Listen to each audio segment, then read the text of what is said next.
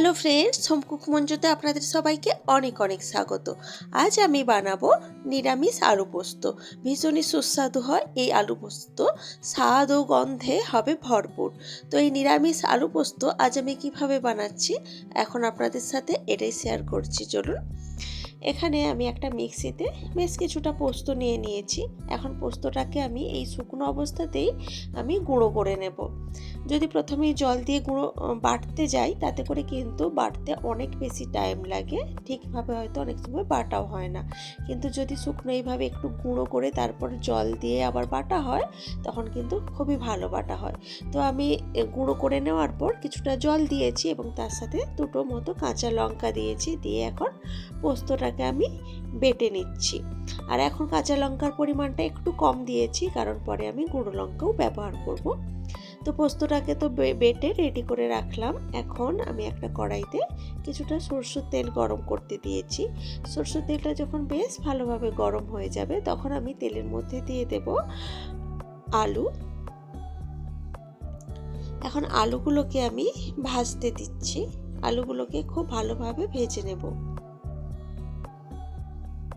আলুটাকে ভেজে নেওয়ার জন্য ঠিকঠাকভাবে আমি এখানে দিয়ে দিচ্ছি কিছুটা নুন।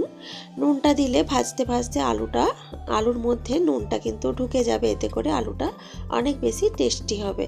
আর গ্যাসের আঁচটা মিডিয়ামে রেখে আমি আলুটাকে ভাজছি, এতে করে আলুটা ভাজার সাথে সাথে অনেকটা কিন্তু সফট হয়ে যাবে, রান্নাটাও কিন্তু তাড়াতাড়ি হয়ে যাবে। তো এখানে আলুটাকে খুব ভালোভাবে এইভাবে আমি নেড়েচেড়ে কিন্তু ভেজে নিচ্ছি। আলুটা যখন ভালোভাবে ভাজা হয়ে যাবে তখন আমি আলুটাকে কড়াই থেকে তুলে রাখছি। একটু যে তেলটা ছেঁকে ছেঁকে আমি আলুটাকে তুলে রেখে দিচ্ছি।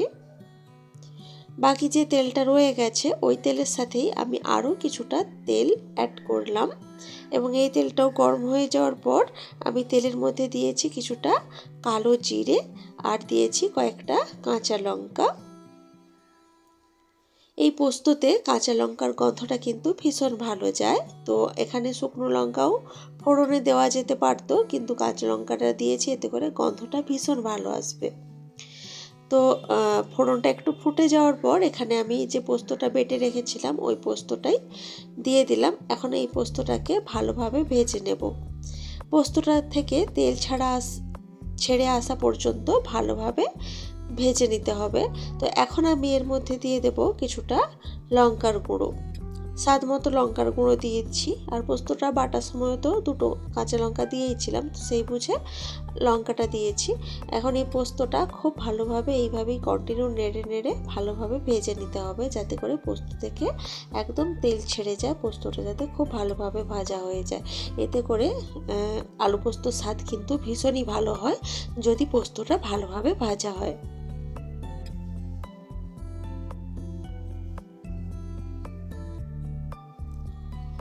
তো দেখুন পোস্তটা তেল ছেড়ে দিয়েছে, খুব ভালোভাবে ভাজা হয়ে গেছে। এখন আমি এর মধ্যে দিয়ে দিলাম যে মিক্সির জারে পোস্তটা বেটেছিলাম, সেই জারটা একটু ধুয়ে সেই মিক্সির জার ধোয়া জলটা এর মধ্যে দিয়ে দিলাম।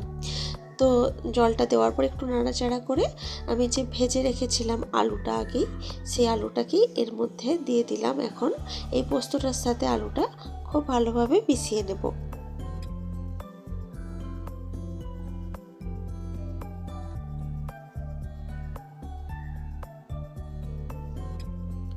তো খুব ভালোভাবে মিশিয়ে নেওয়ার পর এখন আমি এর মধ্যে দিয়ে দেব পরিমাণ মতো জল।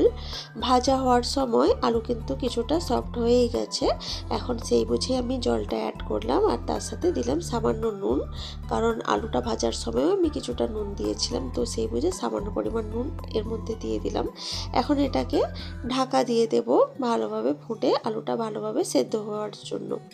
তো আবারও 3 থেকে 4 মিনিট ভালোভাবে ফুটতে দিয়েছি এখানে গ্যাসের আঁচটা মিডিয়ামে রেখে। তো 3 থেকে 4 মিনিট মতো পর ঢাকা খুলে দিয়েছি। দেখুন জল কিন্তু অনেকটাই শুকনো হয়ে গেছে।